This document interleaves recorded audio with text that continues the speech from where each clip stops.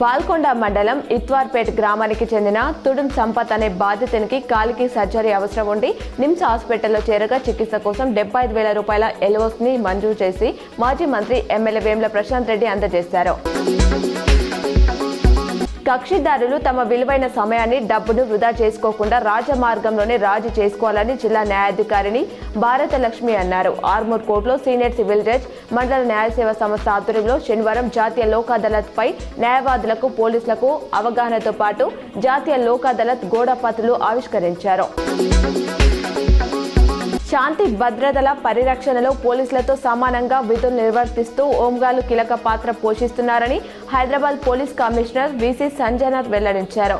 వారి సంక్షేమం కోసం త్వరలోనే సిటీ పోలీస్ విభాగంలో ప్రత్యేకంగా హోంగార్డ్ కోఆపరేటివ్ సొసైటీని ఏర్పాటు చేయనున్నట్లు ప్రకటించారు. ఈ నెల 8, 9న ఫ్యూచర్ సిటీలో జరగనున్న గ్లోబల్ సమ్మిట్ ను రాష్ట్ర ప్రభుత్వం ప్రతిష్టాత్మకంగా తీసుకుంది. ఈ సదస్సుకు వచ్చే ప్రముఖుల కోసం ప్రత్యేక విమానాలు ఏర్పాటు చేయనున్నట్లు డిప్యూటీ సీఎం బట్టి విక్రమార్క తెలిపారు. కాగా ఇండిగో విమానాల రద్దు నేపథ్యంలో ప్రభుత్వం అప్రమత్తమైంది.